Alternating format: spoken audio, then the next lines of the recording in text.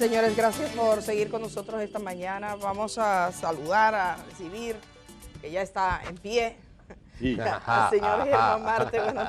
Buenos días, ¿cómo estás? Como siempre, al pie del cañón. Muy buenos días. Tú sabes que ayer me decía mi queridísimo amigo Patricio Antonio Martínez, de que, Patria, y yo que te veo todos los días por la mañana, de que al pie del cañón. Como quien dice, nosotros sabemos, digo, Patrick, eso es para darme ánimo a mí mismo, para despertarme a mí mismo. Buenos días a todos. Muchas gracias por estar en sintonía con su programa, que lo hacemos con mucho entusiasmo, con mucho cariño, con mucha dedicación para todos ustedes. Buenos días, Indira Suero. Buenos días, don David Álvarez Martín. Edith Febles, muy buenos días a todos. Muy buenos días. Bueno, tenemos el incremento de salario. Sí. Hoy ¿cierto? es un día que uno se siente bien, hay que decirlo. Ya ustedes hablaron de Sánchez, una figura admirable que hay que conocer. El dominicano que habla mucho, hay que conozcan a Sánchez. Un viaje a la historia le permite acercarse de manera fácil, 8 o 10 minutos, lo pueden ver.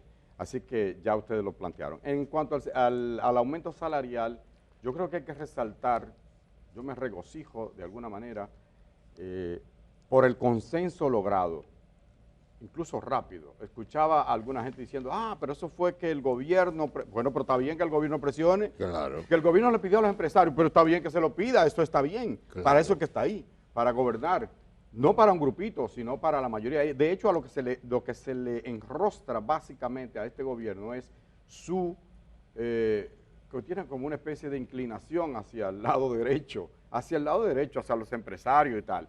Luego, si hace presión, si de alguna manera logra un consenso o agilidad para un consenso en cuanto al tema salarial, que siempre da una brega aquí, que uno no lo entiende. Yo creo que el hecho de que Abinader sea economista y empresario, de alguna manera le hace entender mejor esta situación. Sí. ¿Por qué? Porque sabe, un empresario consciente sabe que si sus empleados están más o menos, si reciben un aumento, si hay un ambiente laboral adecuado, ese trabajador, ese empleado, pues se desempeña mejor, tiene más productividad, por el efecto psicológico que da. No es que se logró la gran cosa, no es que ya hay buenos salarios en la República Dominicana, no, pero algo es algo. Yo pienso que debieron incrementar incluso un poquito más, porque en la medida en que el trabajador tiene un poder adquisitivo mayor, en esa medida la economía fluye mejor para todo el mundo. Mira, sigue siendo... 19% fue el consenso, 15 ahora y 4 un inicios del año. 15% a partir de ahora, del mes que viene, y un 4% a partir de febrero del año próximo, siguiente. que ya se lo va a comer el plátano. Sí. Ese 4, sí, porque ese 4 lo lleva. cuando llegue, sí, eso yo no entiendo, sí, entiendes, o sea, luchan y luchan, pero al final, porque vamos a ver de qué montos estamos hablando. Sí. Bueno, Tú dices, mira aquí. ¿de qué montos estamos hablando? Estamos hablando de lo siguiente. Ese 15% representa lo siguiente. Para las microempresas que tienen actualmente una ñinga de salario, una miseria de 11.900 pesos, pasarán a 14.232. Las pequeñas empresas pasarán a 15.428. Las medianas empresas que tienen ahora un salario de 19.250 pesos tendrán 23.023. Y las grandes empresas de 21.000 pesos, que es el salario mínimo ahora, Camilo aquí gana 21.000 y pico. No, yo creo que Camilo gana más, porque está muerto de risa, Camilo. Camilo va a pasar, atención a la señora Camilo. Camilo, a partir de abril, estará ganando 25.116, más lo otro que se lleva por ahí, por especialismo, ¿verdad? Dos detalles, Sí, Germán, que especialismo son en la importantes. Sí. Eso en la policía, que por cierto Yo no sé, él tiene su especialismo. están luchando para quitarlo porque eso era muy discrecional, Claro, lo del sí. especialismo. Dos comentarios importantes para que la gente contextualice eso. ¿Cómo no? El primero es que todos esos salarios mínimos siguen muy por debajo de la canasta básica. 17. Es decir, es más, en algunos casos, si es una pareja, ni los dos juntos llegan a la canasta básica. Eso ya es un problema, que eso hay que prestarle atención, porque a veces te hablan de que subió tanto, sí, pero ¿en cuánto está la canasta básica? Porque la idea es que las personas por su trabajo ganen lo suficiente para al menos sobrevivir decentemente, tener que comer, cómo transportarse, etcétera, etcétera. Lo segundo, Germán Marte, Sí, señor. es que en el día de ayer Andrés Cadenas, socio senior de la firma McKinsey y Company, son colombianos, sacó un detalle muy interesante, y es que en el estudio que ellos estaban haciendo, el 58% de la población dominicana vive en la informalidad. Eso significa, mi querido Germán, que los que se pueden beneficiar de cualquier aumento salarial de manera directa no representan ni la mitad de la población dominicana, ¿Cierto? porque la informalidad no tiene salario. Claro, la informalidad puede recibir un beneficio, y es que en la medida en que Juan, Luisa, María gana un poco más, va a Consume consumir más. más cosas que produce el sector informal. Ni más ni Pero menos. estamos hablando del 58%, Sí. y con eso no avanza un país. Bueno, Yo creo que ese es un problema muy serio, más serio de lo que, para lo que está reuniendo el presidente a cada rato. Sí. Esto debía de prestarse pero muy. mucha atención. Yo escuchaba ayer a uno de sus representantes, viceministro, ¿no?, de trabajo, nos explicaban en el grupo de comunicaciones Corripio cómo el sector, digamos, el empleo formal había crecido ligeramente, como un 2%, y en esa misma proporción se reduce el informal. Yo no sé si en estas estadísticas oficiales se incluyan los que se han ido, David, porque si usted tiene, bueno, hay un desempleo y tal, Claro, los que han emigrado. los de que se han realidad, ido sí. del país, que es gente joven en edad productiva. Eso habría que analizarlo en algún Interesante. momento. Se pierden. Oigan esto, el propio ministro de Trabajo, Luis Miguel de Camps, señalaba ayer que el salario mínimo más alto no sectorizado apenas cubría el 77%, eso que usted señaló, David, el 77% de la canasta básica familiar, y que a partir de ahora va a cubrir el 93%. Todavía con ese aumento, el salario mínimo más alto no cubre el 100% de la canasta No alcanza la básica canasta. mínima. La canasta sigue ganando. Pero la canasta Adelante. básica mínima, sí. Sí. De todas maneras, insisto, yo creo que es un logro, es un aumento, un aumento de salario siempre cae bien. Sí, claro. Siempre Pero cae bien. hay gente que vive como también, incluso del mundo empresarial o de la ostentación, que estábamos hablando ahorita, en otro mundo. Porque si usted piensa cuál es la capacidad de compra que tiene el salario más alto de eso, que es el de el mínimo de las empresas grandes, 24.150. Sí. Y usted ve cómo se gasta el dinero, ¿verdad?, en el país, o lo que supone. Piense, por ejemplo, en una casita de alquiler, alquilar una vivienda. ¿Dónde la alquila? No puede ser en el centro de la ciudad. Con 24.000. Con 24.000 pesos, porque tendría que, el salario total no le alcanza para alquilar No. la vivienda. Exacto. Tiene que salir fuera de la ciudad. Luego piense en el transporte, lo que implica viajar todos los días. Sí. ¿Qué significa eso? Yo le he dicho, por ejemplo, usted puede hacer una prueba con las trabajadoras domésticas, que hay gente que se resiste a hacer eso. Siéntese con ella y dígale, señora, ¿dónde es que vive usted? Lo primero es saber dónde vive, porque hay gente que está ajena a dónde vive la persona que le cuida a sus muchachos, que le limpia a su padre enfermo, que le acomoda la vida. ¿Dónde vive usted? Ah, yo vivo en tal callejón de tal sitio, ya en el fondo de Villamello, que es más cómodo Villamella porque tiene el metro, pero vivo en Guachupita o vivo donde sea que viva, o en la Ciénaga, donde sea. ¿Qué transporte usted ¿Cuántos toma de su pasajes? casa? Ajá. Ajá, sí. A veces te dice, tengo que tomar un motor, llegar al punto donde está la guagua, coger y venir. ¿Cuánto te cobra cada uno? Y usted va poniendo lápiz. El niño que usted tiene en la escuela, ¿cuánto usted le manda a la merienda? ¿Cómo es? Usted tiene a alguien enfermo. Usted toma medicina para la presión arterial. ¿Cuánto es? Ustedes tienen seguro médico, que ahora es que se está integrando. Si ese régimen subsidiado, eso es una persona que tiene posibilidad de ir a un hospital público con un carnet, básicamente, porque hacer unas largas filas por demás. O sea, hay mucho mito con respecto a cómo opera eso. Eso es muy bueno en el momento que tienes un tipo de accidente cardiovascular, que vas al Instituto de Cardiología o lo que sea, y tienes posibilidades, pero como régimen subsidiado es completamente insuficiente para garantizar el acceso a la salud del modo que lo vemos. O sea que, en definitiva, cuando hablamos de estos salarios en este país de gran ostentación, hay gente que sabe, de empresarios, por ejemplo, que un salario de un trabajador suyo no le alcanzaría para comprarse el traje que se pone cada día. No le alcanza.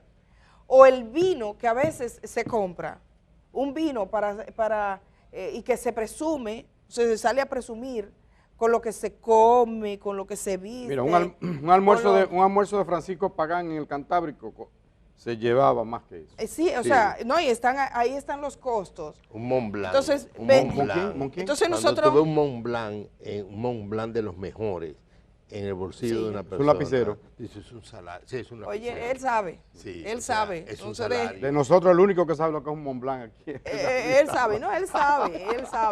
Entonces,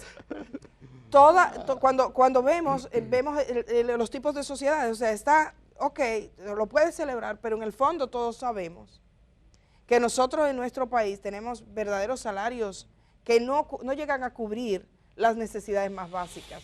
Evidentemente, esto es un proceso, pero una cosa que tienen que entender, por ejemplo, los empresarios, es un sistema de mayor justicia.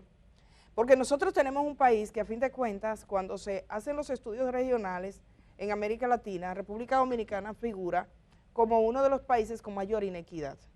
Eso lo que significa es que hay un segmento que vive en una burbuja, específicamente, que es un poco engañosa, en definitiva. Es un poco engañosa y un poco de ostentación, porque al final del día, cuando se tapan los sistemas de desagüe de nuestra ciudad, el agua que pasó hace un tiempito nos demostró que se pueden poner en riesgo la vida del más rico y del más pobre, porque no hemos solucionado los problemas comunes que como sociedad tenemos.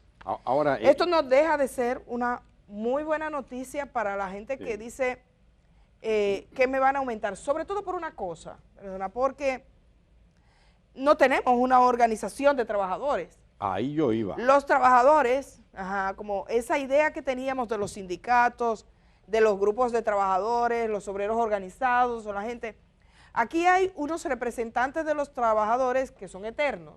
Empleados del gobierno. O beneficiarios de partidas en algunos casos, hay de todo. Y hay gente que por supuesto que trabajará con muy buena fe y con muy buena intención. No lo Son como los representantes de los cañeros, que usted ve que laten más por la empresa que maneja la Le empresa duele que más por... Central Romana. No, Exacto. pero no, menos Pero- saca a Jesús Núñez de ahí. Que aún de su lecho No, pero en él la- no es, él no dirige un sindicato. Bueno, pero Él está allá, cuando pero, se habla- pero no es un sindicato ni que recibe dinero. No, para ni nada, por al la ley contrario, ni que formal, ese- no. que ese es un Él es la dirigente de verdad. oposición a esos sindicatos, sí, exacto, no, exactamente. estamos claros, estamos Sí, hablando muy de lo que hablaron en ese sentido. Entonces, uno tiene que decir, sí, será una buena noticia y qué bueno, pero ver la resistencia y la comprensión de que el dinero no pare solo. Es decir, usted no puede coger 1 millón de pesos, meterlo debajo del colchón y esperar que se reproduzca. Sembrarlo como los vanilejos. O sembrar el Sembrar dinero. una matica De hecho, usted cuarto. coge ese mismo millón y usted lo lleva a bolsa de valores o lo entra en el banco y usted tendrá unos beneficios, pero nunca será como cuando usted tiene, gente, el dinero que se consigue trabajando, haciendo negocios y con el sudor de mucha gente que contribuye a Pero generar también, riqueza. Edith, seamos honestos, una persona que está por debajo de la canasta básica, Ajá. no se le puede ni plantear el tema ahorro, porque es que técnicamente no logra llegar a eso. Le dicen, ¿y de dónde? Exacto, ¿y de dónde? Entonces, yo me he hecho esa pregunta y una de las personas que más me clarificó eso fue nuestro querido Jorge Cela, el jesuita que murió hace poco.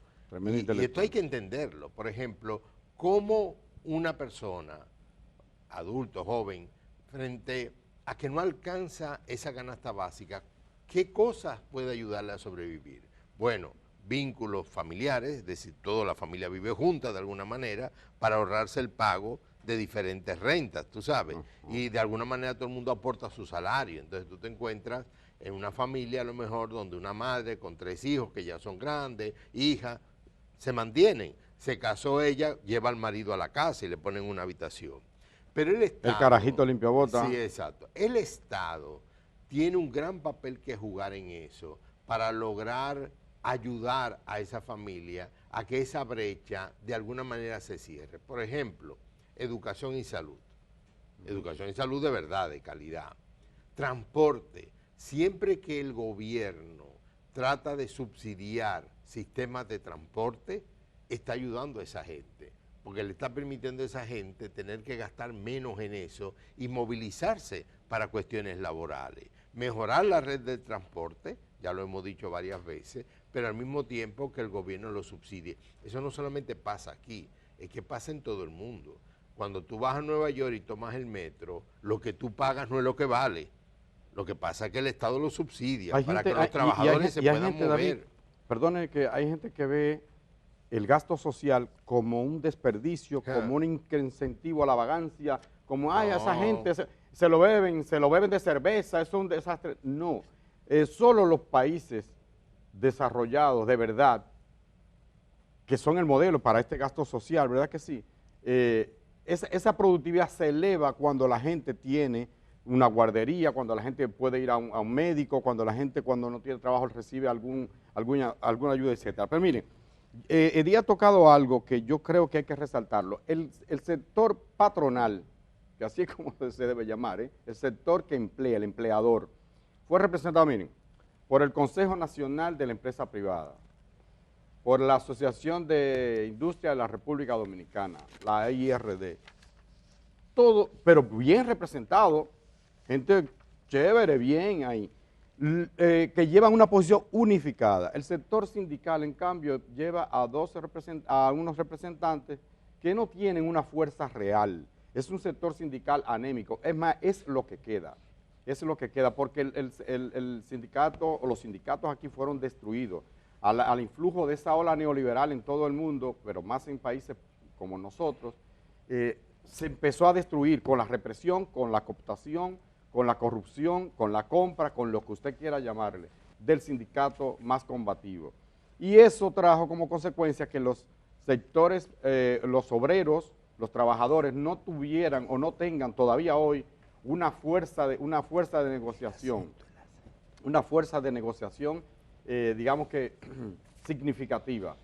Si eso hubiese sido así, si fuera diferente, si hubiera un sindicalismo fuerte, vigoroso en la República Dominicana, probablemente hubiésemos tenido un aumento mayor. Sí. Lamentablemente el sector patronal está mejor organizado, qué bueno, qué bien, qué chévere, pero los sindicatos, los trabajadores, los campesinos, necesitan articularse más, organizarse más para poder negociar en mejores condiciones. Es así, es así.